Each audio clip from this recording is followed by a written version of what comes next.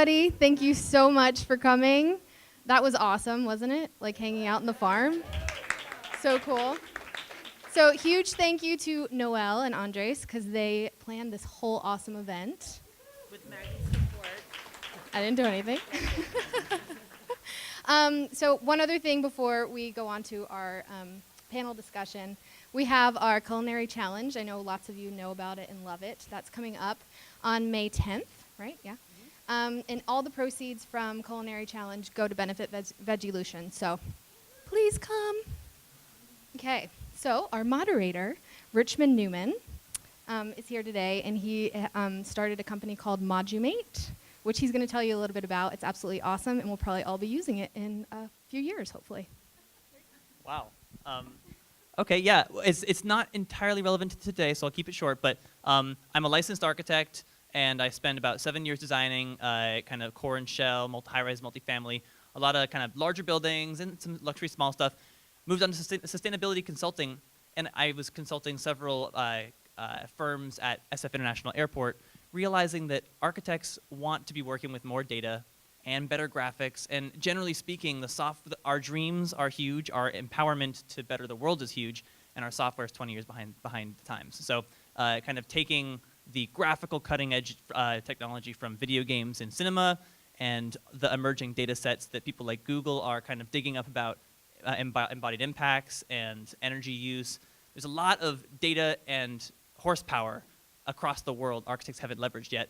Kind of bundling that up very early in the process, but it's kind of a software venture. Very exciting. If you are into software, come talk my ear off about it because I love it to death. But I also love nutrition and sustainability. So I think that the event tonight holds a very kind of special place in all of our hearts, right? Nutrition is a very basic function of society and of kind of the human condition, right? Food is, along with shelter, food's one of the base kind of elements of society. And as designers, we have the ability to affect kind of at an individual level what maybe the person eats, as a community, how we eat it and how we congregate to eat, and as an industry, how we pass resources and travel the food, from production to consumption, right? So kind of the network of agriculture. There's a lot of scopes and scales there, and we have a lot of diverse talent on the panel. So with that, I'd like to ask the panel to introduce themselves. Switch on that microphone. I'm Lisa Britz. I'm the Director of Design at API. And I'll tell you a little bit about API because we're a little bit different. We're a 60-person firm based in Mountain View. And we've been named Interior Design Giants over the last 4 years, which we're really proud of. And one of the things that's interesting about that is that we are a women-owned firm. So there's only about 13% of those 100 that are women-owned. So I'm really proud of the fact that I'm a part of women leadership in our industry. And it's exciting to be here today because I think nutrition in the workplace is really relevant to the work that we do, and the workplace is changing. It's no longer just about sitting in your desk and going to work. When we go to work, we relax, and most people have 1 meal, 2 meals, 3 meals at work.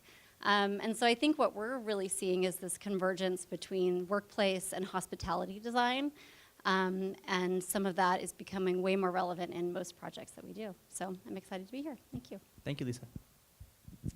Hi, everyone. My name is Stephanie Ivanek, and I'm the Global Breakroom Program Manager for LinkedIn. I'm sure many of you know the platform very well. Our headquarters are here in Sunnyvale, and in terms of break rooms, we like to offer our employees lots of yummy food and snacks throughout the day, and so I work with our design and build team on the format of all of our break rooms globally. It's a lot of fun. Thank you, Stephanie.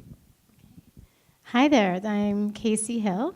I'm the Executive Director of Veggielution Community Farm. I already got the chance to speak with you. But a little bit about my work. I work on a farm in a city park in a big city. It's very unusual, and it's awesome. Yeah. So thinking about what food and nutrition in our workplace. In the workplace, means we can just walk right out into the fields and actually, pick some cherry tomatoes for lunch. So it's a pretty special thing. I have a lot of thoughts about this, and I'm really excited to be able to share them with such a different, diverse group of people.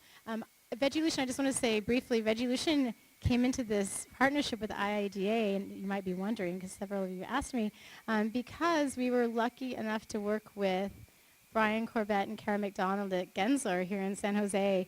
So if you thought the food truck was really cool and looked great, it's in large part because of the work that they so generously donated to Veggielution. So I just want to say thank you for that as well. And we're just, again, really excited to be here. My father is a landscape architect, so I definitely grew up with the idea of what design means, but it was always outside. So I'm super excited to learn more about design inside.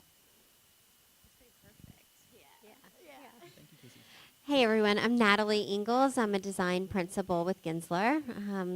For those that you don't know, we're a global design firm founded in 1965, and really it was about the client voice and hearing what was important to them, and that's what we should really be listening to and doing within space.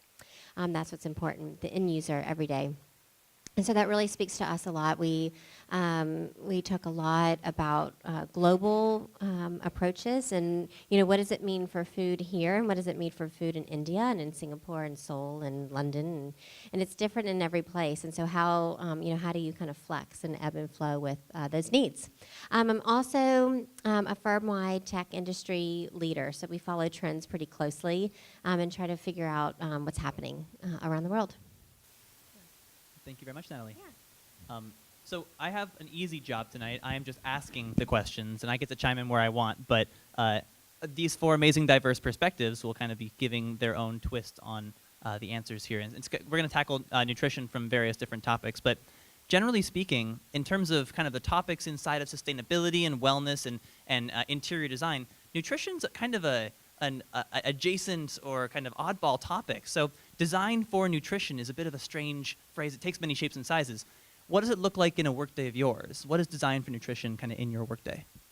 Right, so for us, like I mentioned, we are looking at it from a global perspective, and sometimes that's difficult because we have to really dive a little deeper into some cultures that we're just not familiar with, right? But what we're trying to do with nutrition is really look at holistic well-being and the 5 aspects to that. Oh, hey, I didn't see Jared.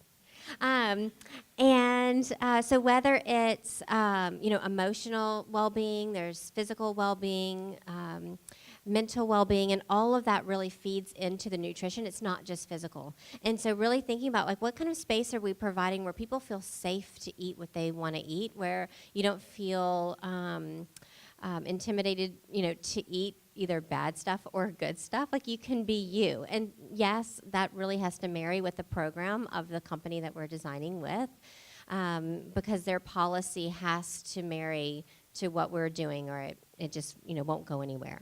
Yeah. Sure. Okay. Yes. So yes. Yeah. Yes, and only and.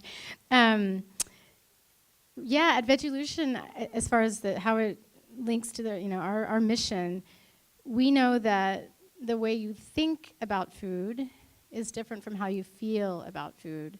So we can all think, we know, and there are plenty of doctors who know exactly what we should be eating, but if we don't feel good about eating those things, and we don't feel good about the space we're in, or feel safe in the space we're in, or connect with the person across from us, we aren't really going to care too much about what we're eating.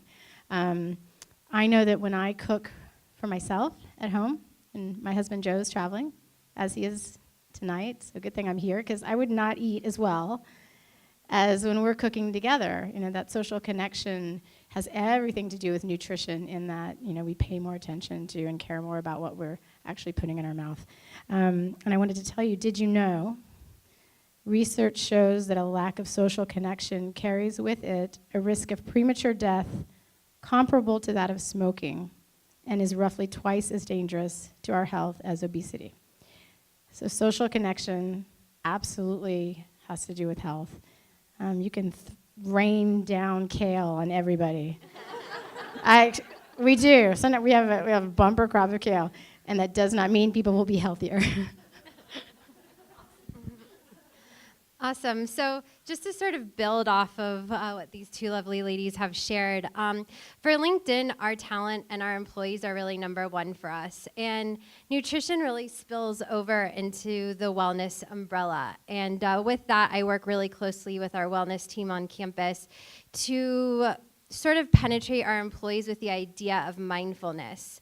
So taking mindful breaks, dispersed throughout your workday, mindfully going to the break room and not using it as a glorified pantry where you do like that drive-through, flyby, grab some coffee and head right back to your desk where you came from, where you're actually mindfully decompressing and relaxing and sparking conversation, connecting with your colleagues, and creating an environment where that can happen so you can have those mindful moments. And then, of course, taking it to the nutrition, really our break room program, we want to offer something for everybody. While I would love to feed everybody kale, and I did actually test out for New Year, New You, a very healthy menu, and I got lots of feedback on it. I realized that there has to be something for everyone, and it's about the balance in your day, the balance in your connections, the balance in what you eat, and so nutrition really takes on a lot broader scope for us over at LinkedIn. Great. So I think in the same vein, what Cayce was mentioning, so I'm just going to ask you guys, how many people love eating at work? Okay, some of you. How many people mostly go out to eat? Okay, a couple of you. So I think what we found, and especially from a design and employer standpoint, is that if people love the food that they're eating and they love the setting that they're eating it in, they're pretty happy. And so I think if you don't love the food that's offered at your place of work, you'll just get away and leave as quickly as possible and go off site.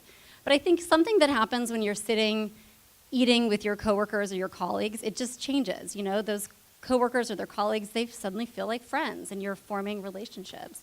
And so that aspect of nutrition is so important from a social standpoint.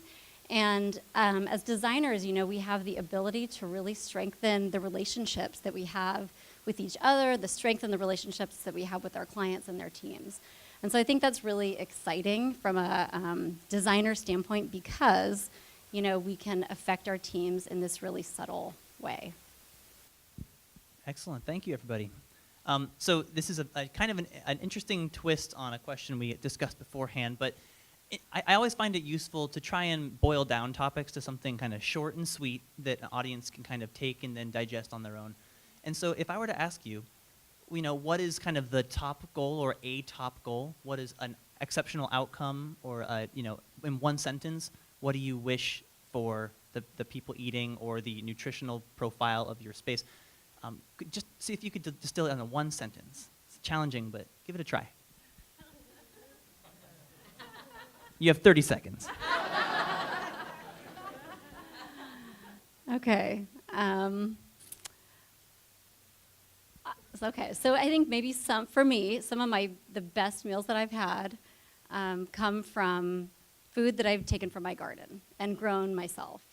And so I think some of that comes from that idea of what goes into it, and there's some of that pride that comes from seeing the energy that it takes to grow the food.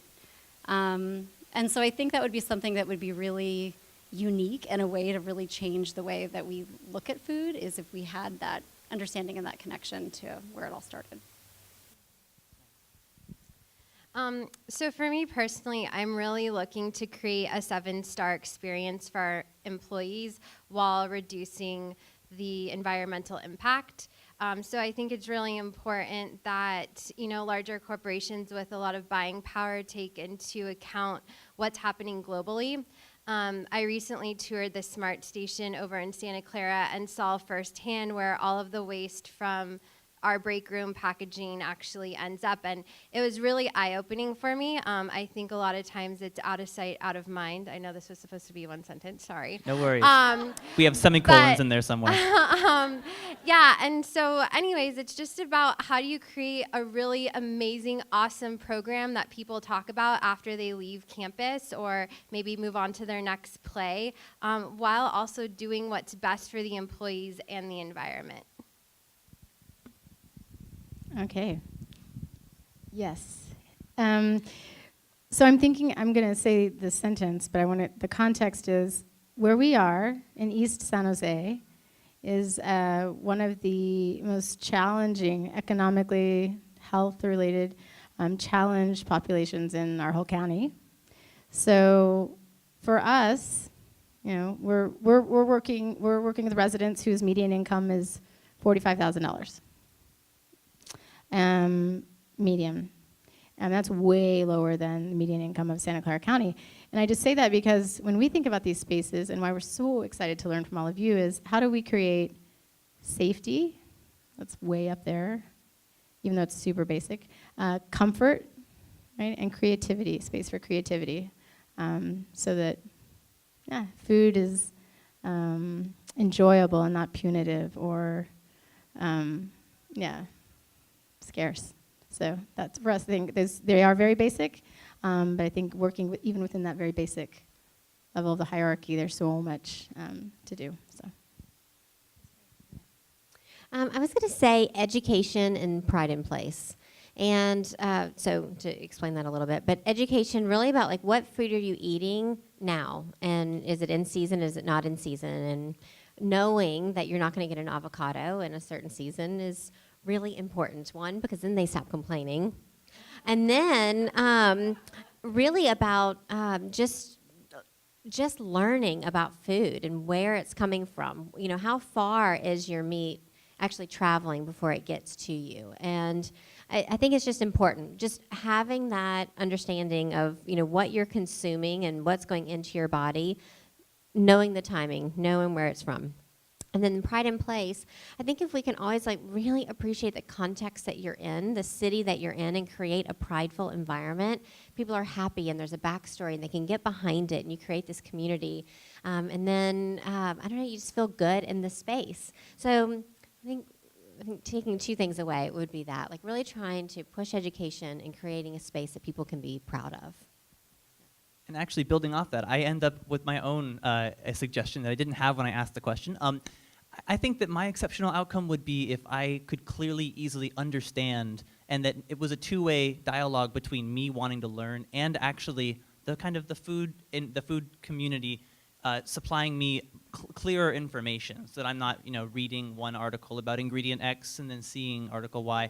I think that there's the phenomenon I think is called the spotlight approach. That if you can just shine clarity on all the context required to make a decision, humans make good decisions once they have all the info. So I think that's it's like a kind of a dovetail with your comment. Right. Yeah. Excellent. Well, on the flip side of kind of exceptional outcomes, I'd love to hear from you guys. What are some of the struggles that are encountered when you're trying to work on a positive, nutrition design for nutrition experience or a planned program profile? The first things that come to mind, just if I'm speaking like this, lighting. If lighting is not done well over food, it just looks horrible. And it's so unappetizing. I mean, it sounds so simple, but not getting the lighting right really affects everything.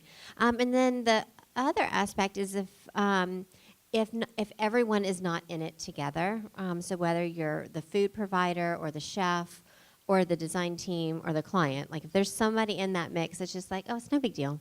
It's gonna fall apart. And so I think really having everyone's buy-in that this is important is a big deal. So I think relegating it, so the challenge, we're talking about challenges, relegating food to its own silo, this is where you eat, and this is where you do these other things. I think the challenge of, getting everyone to enjoy food not as fuel, it is fuel, but as fun and as connection. So creating spaces where, just like at home, you don't usually sit like in a chair facing a wall and eat your dinner. You have like music on, or you have, I mean, maybe this is obvious, but sometimes it doesn't seem obvious when you see the places where we eat. They're pretty sterile. So yes, all the things, light, natural or otherwise, comfort and music and friends. Celebration. Celebration, yes, celebrate good times.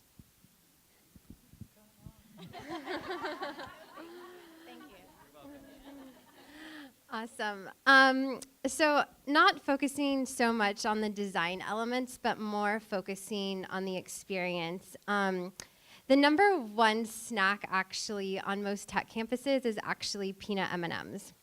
And it's to a point where Google actually did a study on peanut M&Ms because they had them in bulk dispensers and employees were taking so many peanut M&Ms, didn't understand the caloric intake that they were intaking. It's anywhere from like 380 to 600 calories that they were just eating without realizing it. And so just sort of, what? Per person? Per person.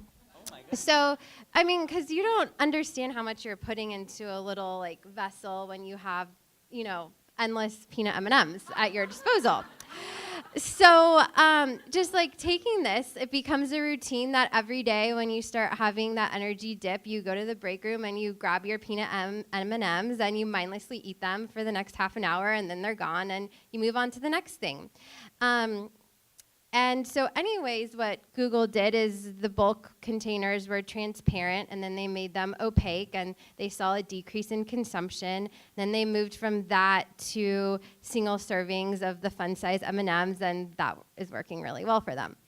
But with that, what I'm getting at is that so much of what we see in the break room space is habits that have been ingrained in people over time. When they start feeling like they're not getting anywhere with their work, they'll tend to go and grab a snack. When they're feeling like they just got out of a tough conversation, they're grabbing for food and not necessarily taking into account how much that's impacting their bodies or their minds or their productivity. And so really it's about using design to change habits and change behaviors. And that's really, really challenging because you don't want to outwardly tell, an employee at Google, what are you doing? You're eating 600 calories right now, So it's about being gentle and it's really about connecting and communication like you were saying. And I think another thing too is that fortunate or not fortunate, employees have certain expectations. And so when you mentioned the avocado earlier, I'm actually trying to transition to seasonal fruit at the LinkedIn campus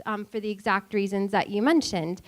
And it's really difficult because people want their avocado toast every morning and they want their strawberries year round. So it's really about, the big struggle for me is really changing that mindset and figuring out a way through design that we can kind of gently bring that into the forefront.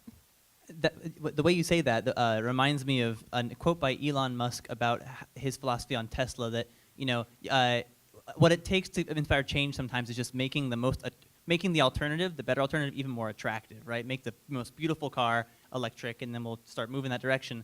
If we made better toast than avocado toast, that's what would inspire change. There we go. Design of toast.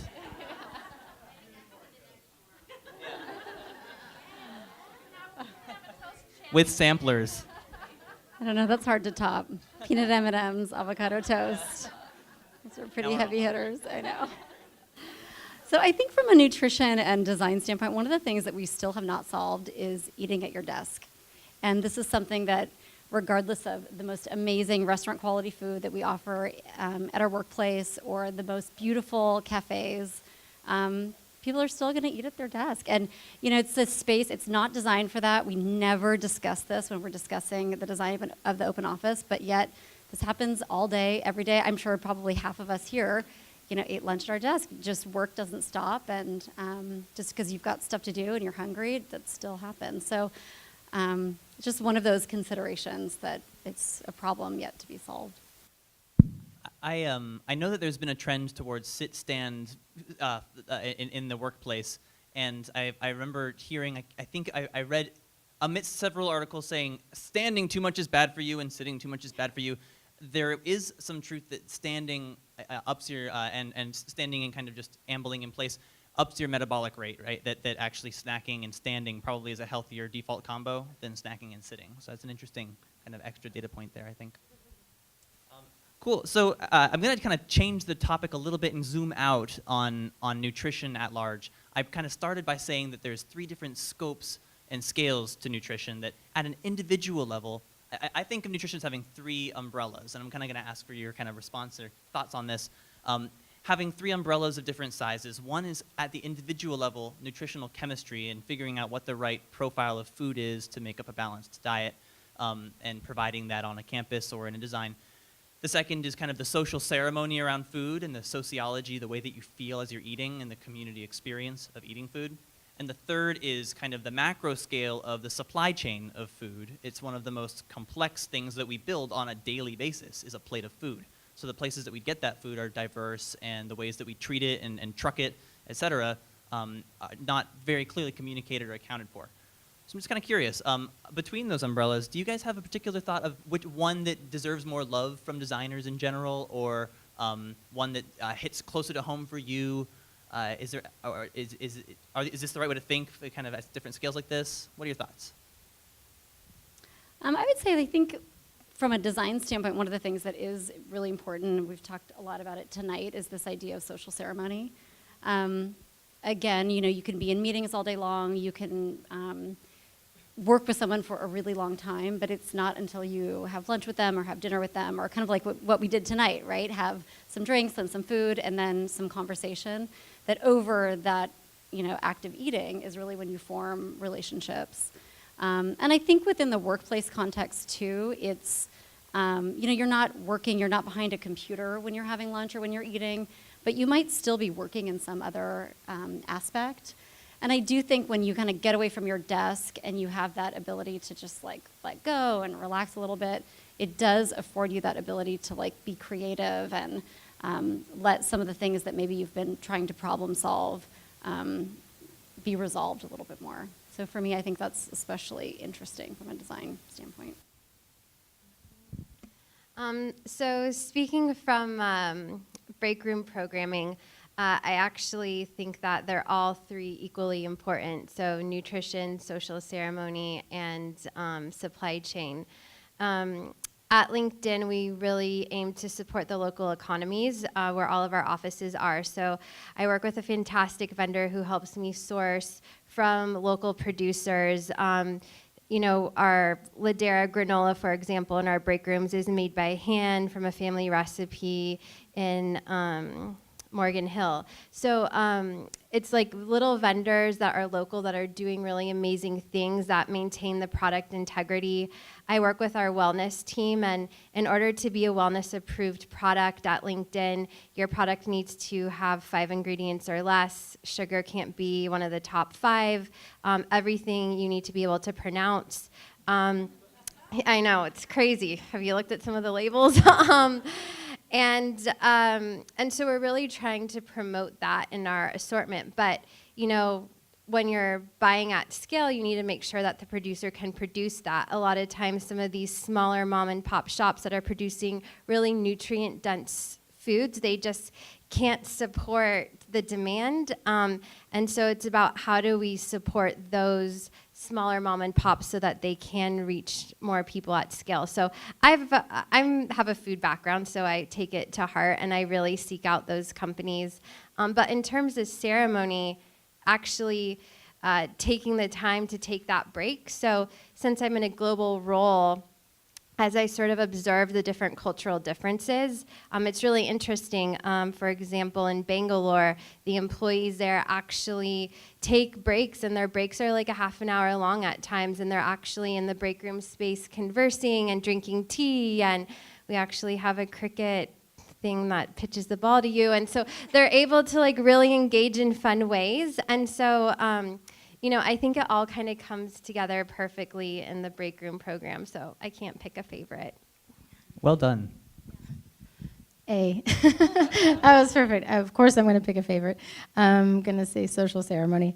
Although they're all extremely important. They are. I think that until we are in a space with others in a very meaningful way and experience that sense of social ceremony, it's hard to think about changing our habits, for example, and nutrition and diet are so tied to habit. I think that we change our habits because we've been in touch with someone else who influences the way that we do things. So I'm going down the line here, you see. And then when we come into that relationship with someone and we consider eating a different way, thinking about nutrition in a certain way, then we kind of together, collectively, we have some community organizing, at Veggielution. So I'm going that way here. We want to change the system, and I think then that's when we get into the, distribution, the supply chain. This is probably a pretty micro, version of it, but at Veggielution in our farm stand, which is the space that we would love to make over with IIDA, people come to shop for vegetables, and they run into someone else, and they share their ideas on how to use rosemary or epazote or, a number of different things. And as they start to talk about that, they start to talk, at another level of, well, where do you eat this? How do you eat this? Who do you eat this with? Maybe let's eat this together, to that level. And then when they start to realize maybe how it's hard to find that thing or how it's not organic or, starting to think about the food system, I think then we, build momentum around pushing change on some of those larger for some of those larger questions. But again, I think I'm coming from it, in our neighborhood in particular, and at Veggielution, where that social ceremony is pretty key to everything we do.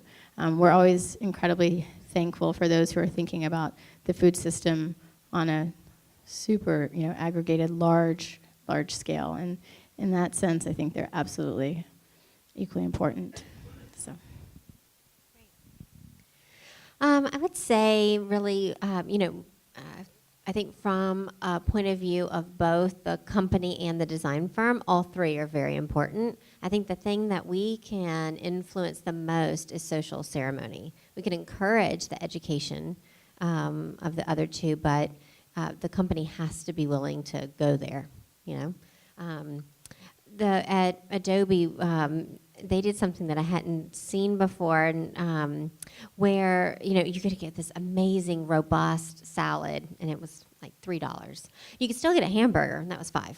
And so, they started to price the more healthy options at a lower price point, and then the things that weren't quite as healthy, it's still available. It's just more expensive. So if you're going to kind of figure out what you're going to have throughout the week, maybe you're not getting a hamburger every day, I thought that was interesting. The other thing I was going to add about eating at your desk, and I was going to say in Bangalore, it's amazing how they just will not do it. It's just not acceptable to eat at your desk, at all, culturally. Won't do it. And so, it's interesting because here we start to figure out the seating arrangement and, what is your percentage that you need in a dining seating. And there you really have to account for everyone. You can't get by with how many turns is it going to be? And because usually they're all coming in at the same time. Maybe there's a slightly different turn, but it's fascinating to see how that's so important to them. Yeah. How did we get it wrong? But I don't know. Yeah, I think I'll chime in on this one too. That because of these answers and especially the way that you summarized designers' traditional empowerment on the whole social side and the way that spaces get used, that is traditionally our domain. But I think that what you alluded to is that we also have the chance to start kind of pushing for change on the things that aren't traditionally our domain. And for me, the biggest thing is supply chain. I think that's I've always been big on numbers and number crunching, and that's where we can, per man hour spent, kind of have the biggest impact, I think. One of the things that I think Yasmin here on the staff of Veggielution was telling me about is only 40% of produce, actually makes it onto a grocery store shelf, and less of that is actually purchased. So it might have been actually makes it on people's plates. I can't remember, Cayce, but regardless. There's enormous amounts of waste upstream, and I think maybe the farm itself is a little bit out of our reach, but even to the point of how our users of our spaces go home and shop for produce, or the produce that is purchased by a company, or I think that there's waste kind of before you even build the meal and after you finish the meal that we could be tying up between compost and purchase. So I don't necessarily have any concrete suggestions. I wish I did for how we as designers can start to promote that, except for strategic placing of content and food. But I think that's where I hope that our minds start pushing towards, because that's the highest impact to me. Cool. Okay, so there were some great anecdotes brought up in this last little round of comments, and I think it'd be really useful kind of for the whole room to hear other super great success stories from kind of maybe from international locations or from particular projects you've worked on, any field trips that you brought through, whatever personal anecdotes you have. I'd love to share them with the group. Around design, nutrition design? Sure, yeah, and maybe it's anything that resulted in kind of a learning takeaway for us all. So specific to nutrition, I think that anytime I visit a market, like I'm thinking about Eastern Market in Detroit or Pike Place Market in Seattle, when I see pictures of spice markets, I think about how much design is already built into nature and food and the range of color and the way that it's displayed, and that's just the raw material. I mean, it hasn't even made it into, the kitchen or into the cafeteria or whatever. I think that for me, the most inspiring field trips are always, to places where you can walk through and just taste and sample and not have to commit to a whole big, to a plate of food. You can talk to people about the food. And I would love to see more of that in some of our, I don't know, like being able to have an interaction with the person who's selling you the food. That's something that for me I really take away from more open air, informal food spaces that I think we could incorporate. And then the other one, it happened tonight, and I just want to point it out. Sometimes we think of lines as a nuisance, but super small, but design factor here.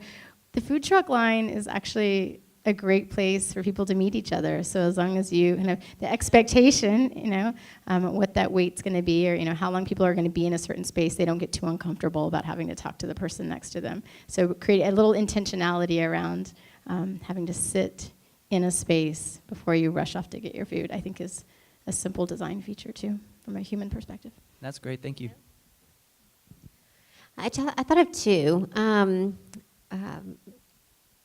and both slightly related. But a long time ago, we worked with Intel with Susan Rockrice. She was their head of brand. And when we were designing their cafeteria, is what it was called at the time. I know we don't use that word anymore. But she was really into, as people walk along, and if their hand, you have a tray, but if their hand is on the surface, what are they feeling? And when they sit down at the table, what does the surface feel like? And what is the weight of the fork and the knife? And she was really into that tactile sensation. And that was so fascinating to me. I hadn't really thought about, like in a corporate setting, you need to make it human. And then just recently, the CEO at, so I love when they ask us to choose dishes. I don't know, I just love that. But with Adobe, they have these 4 stations, and it's global comfort food is this one cafe. And when their chef was showing the plates for the Indian station, and he is a native Indian, he was like, that's not what I would, from this region, that's not the right dish. It was so interesting. And so he really got into picking out the dishes for this one station. And so then she had to reevaluate, like, okay, wait, what are we doing with the Italian? What are we doing in the Latin America section? What is Asian? And so it was really fascinating to see how important it is to get that authenticity correct. I don't know. Those are the 2 things that came to mind. That's interesting because the authenticity is an issue of respect that makes spaces feel safe and respectful to the people eating of different cultures. So it's an interesting way that you can passively extend olive branches and be inclusive. And I think safety is a pretty base need, and cultural alignment with the space you're in is an interesting kind of more abstract version of that. You have my wheels turning. So I think that 2 successes that we've had more recently is we really want employees to sort of shop the break room space. So when I present at new hire orientation, I always talk about the break room in terms of a 7-Eleven meets a Whole Foods, because that kind of is what it is. And I want the employees to be able to navigate and find what they're looking for. And so with that, typically what we like to do is in merchandising, placing the healthier items at eye level, and then digress into the not so good for you items, like the flaming hot Cheetos. And then the same thing in the fridges. So the beverage of choice at tech companies is LaCroix.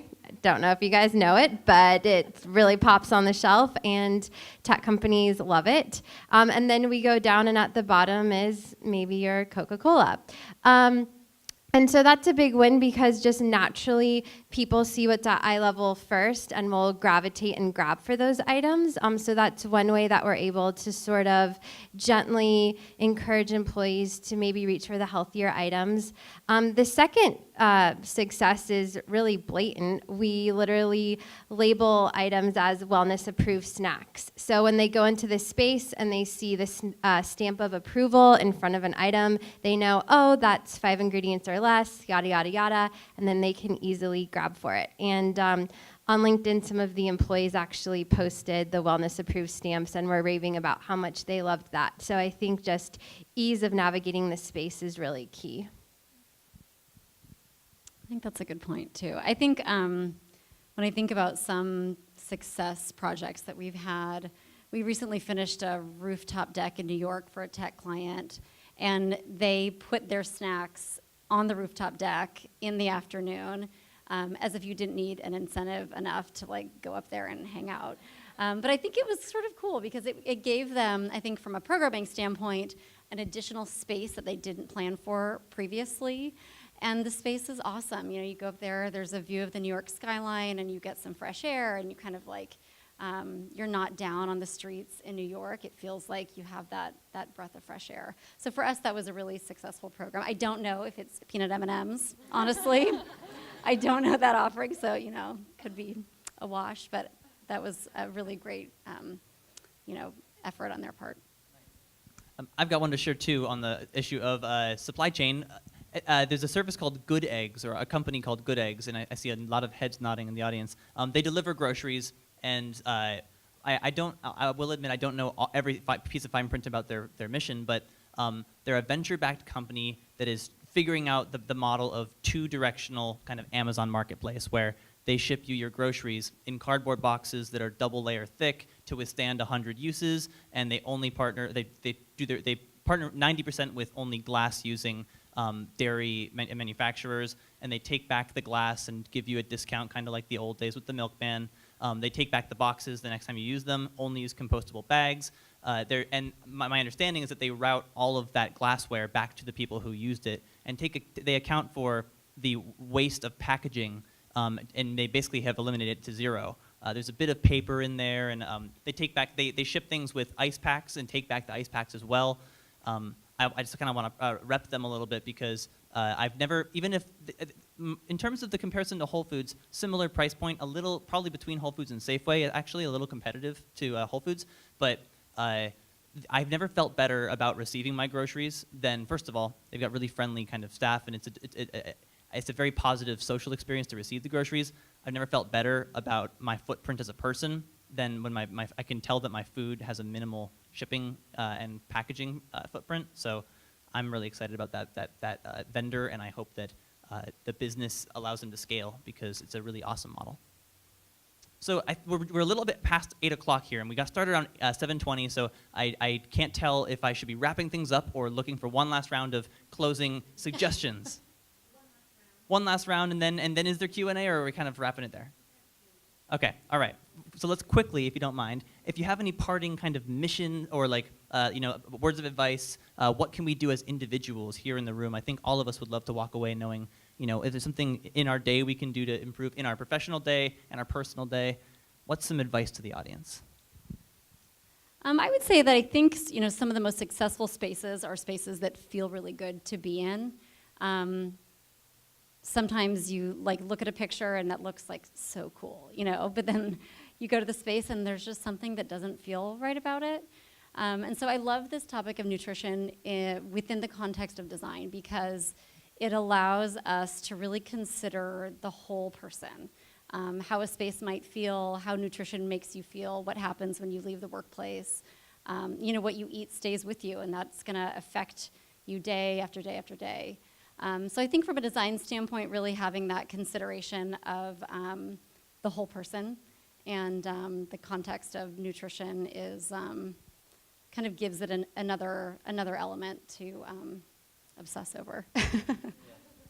When a space feels good, it's like go with your gut. Like, yeah, that's very cool. So twofold, I guess for all of the designers in the room, really just working towards creating mindful spaces, warming spaces up so that people do want to linger in them. Because again, from a break room perspective, I fight for all the square footage I get. And so we want to make sure that we're using that space, and with that, you know, kind of building off of what you said, making it warm and almost homey at times so that people will sit on the furniture and will converse with each other. So that's from the design angle. The second thing is that sustainability is really becoming a forefront in the minds of a lot of people in the tech industry. And so I think that when you're procuring different things for different build outs or designing furniture or carpets, like knowing where that material comes from and being able to tell the story to the end client and just looking at through the lens of sustainability is going to be key in the future. So parting words. Veggielution, our team is lucky enough to work with, I'm going to plug them right here because they're amazing, but the Knight Foundation. And the program officer for the Knight Foundation, Danny Harris, recently gave a talk to the San Francisco Parks Department. And I love the way that he described what he sees the roles of parks, and I'm going to just say as spaces, as community spaces, and that is to force collisions between people. And so I would say as far as what we can do individually is work to create spaces that force those collisions, those interactions among people, and then even more, I guess, micro level individuals to actually just seek those out. And I do think this relates back to nutrition. Because I think if we don't talk to other people about what we're eating and don't talk to other people about how and where and when we're eating, nutrition's going to seem like that same abstract kind of vitamins and minerals thing that it always is. But so forcing collisions both in our work and in personal life. Meeting people. I would say 3 things. If you don't know Danny Harris, go out and meet him. He is somebody you should know. Fantastic. I mean, just a great human. I called Good Eggs. They're not in San Jose yet. But if we all reach out, Good Eggs might come to San Jose. But then the real one would be just design spaces that are human, ones that you want to be there. You know, like as you're working with a client, make the space that you would want to be in. Like that's what everybody wants, and it's not that hard to do. You know, if you really just put the effort and the mind behind it, it's pretty easy. Yeah. I have a very cut and dry one I want to close with real quick. So before, I was a sustainability consultant for a couple of years, and I did a lot of tracking of VOCs and chemicals.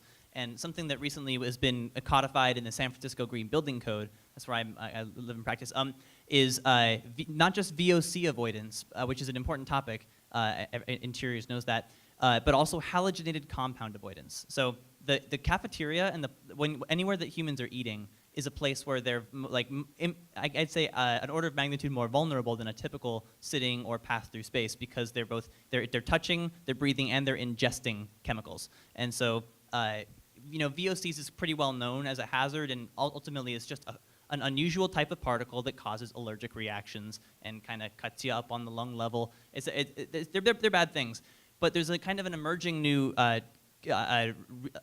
a category of chemicals called halogenated compounds. Fluorine, chlorine, and bromine on the periodic table, that 7th column over there, act a lot like hydrogen atoms in kind of your chemistry, in your organic chemistry, your hydrocarbon chains.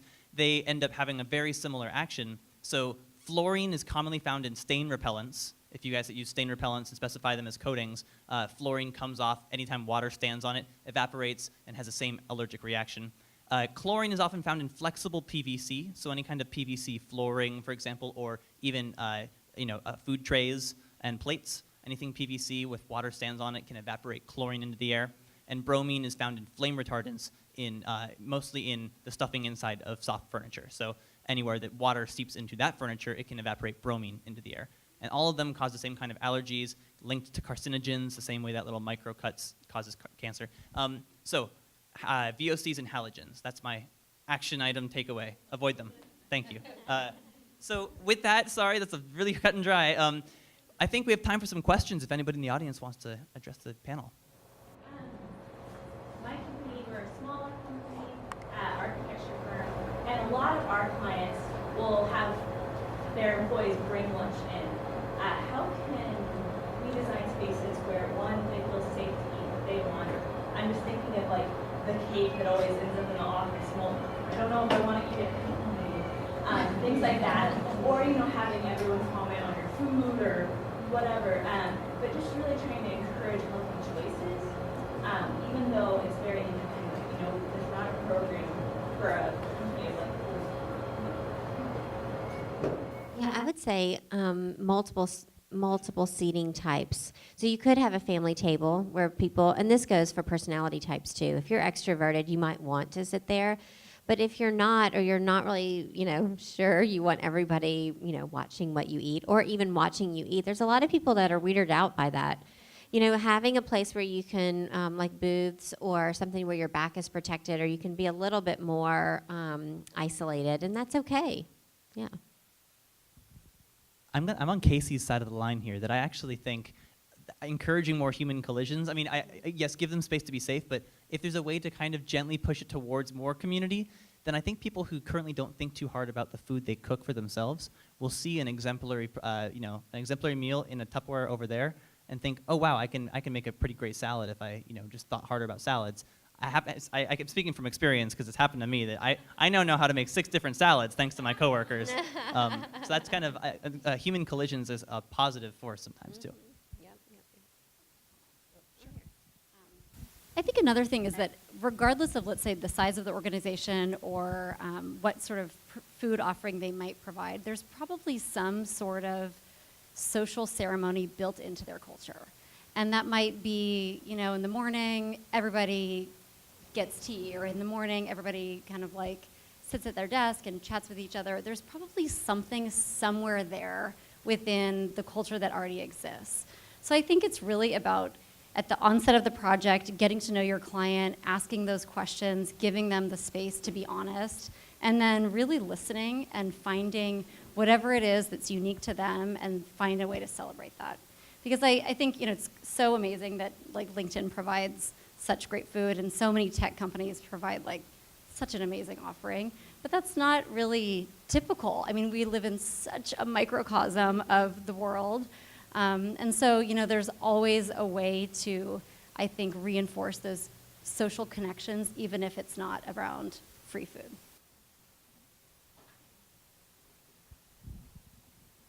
We have time for, I think, one more question. Is that right? All right. Anybody else? If we got one in the back. As you all have clients in your world, do you find the trend in requests coming to you around speeding up productivity and maybe getting folks back to their desk as fast as possible to be productive and work through the evening, be nourished, have social collisions, to use your phrase? Or do you find that the trend is more towards really creating destinations where groups can actually get that break away?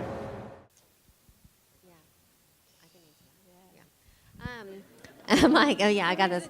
Yeah. In the last 2 to 3 years, I think it has changed from we want people to stay here, though that is how Google was founded, I will just say. That's at their core. And, one of their founders kept their refrigerator stocked so the other one wouldn't leave. That really is the story. But so there was, an aspect to that or a theory to that at first. But now I think it really is about they want the best of their people, and they actually think the best gift is time. And so we're hearing that a lot. Like, can we provide food that they can order and pick up and bring home for dinner so they don't have to cook? It's one less thing they have to do. So what are these pain points that we can take away from our employees so that when they're here, they are working? Yes, that's why we work. But you can also have this other aspect. You've got to take breaks. You've got to have mental, emotional, spiritual, physical breaks that you can take throughout the day. And I think that's really where the focus is going. Yeah. Yeah, I will, yes. I think that I'm thinking, again, here in our neighborhood where, I'm thinking about school kids, for example, when you're designing for spaces where kids eat too. That's sometimes for kids in our neighborhood, that's one of the only meals they eat is the meal at school, right? So how do you capitalize on, people are there at work, giving them the time that they may not have, giving them the space and the, community and companionship that they may not even have time for when they get home, and it becomes a whole other, their second job with their families sometimes. So at Veggielution, we certainly don't punch in and punch out and require that people take lunch at a certain time or in a certain place or in a certain way. And because of that, I think people are drawn together. Someone who's just finishing their lunch overlaps with someone who's just sitting down to lunch, and we take farm walks because we heard that you're supposed to do walking meetings. We heard that from the corporate sector. So Very we do. important. We totally do. But anyway, I think, yeah, just not trying to tell people how to eat and what to eat, and they can naturally gravitate toward each other and make those choices themselves. I recently read a study, and employees that eat healthier actually, they found are 25% more productive. Also, when they're grabbing for healthier snacks, absenteeism decreases by 27%. So that's just some fun stats for you on the correlation between what you eat and productivity. But at LinkedIn, we really value employees' time, and work-life balance is really important to us. In fact, every month we have something called IIDA, where we encourage employees not to work but invest in themselves and get together with their teams and get to know each other better and interact. And a lot of those things happen on campus, but tomorrow is actually our environmental IIDA, and Cayce told me we have a team visiting Veggielution here to do a team building activity. So I do think that, at least speaking for LinkedIn, we do honor time and mindful breaks for employees. I would say that, now you don't really, the way that people work, most people don't really have to go into the office and sit there. Like, we could all pick up our phones right now and answer 15 emails. And so what we're finding is that companies want to provide great spaces that people can work and eat and be in to encourage some of those face-to-face discussions. And I also think it's less now about enticing people to stay late, and I think it's more about providing a space for all different types of work to occur. So rather than having somebody sit in a phone room and occupy that phone room for 2 hours while they're on the phone with their, healthcare provider, they could sit in a cafe where there's a lot of noise and there's background noise, and it kind of alleviates some of the need for those specifically programmed spaces that are really typical within the office environment. So I think it's like it's a two-part thing where if you have a cafe or if you have a branded cafeteria, we never say that word anymore, it's like a bad word. It's definitely a place to eat, but it can serve a second function also. I had no idea cafeteria was a bad word. I would have been dropping it all over the place. Well, I think that's all the time we have, but if you guys wouldn't mind joining me in offering the panel a round of applause. This has been wonderful. Thank you, Lisa. Thank you, Stephanie. Thank you, Cayce. And thank you, Natalie. This has been an excellent and thought-provoking forum. Thank you.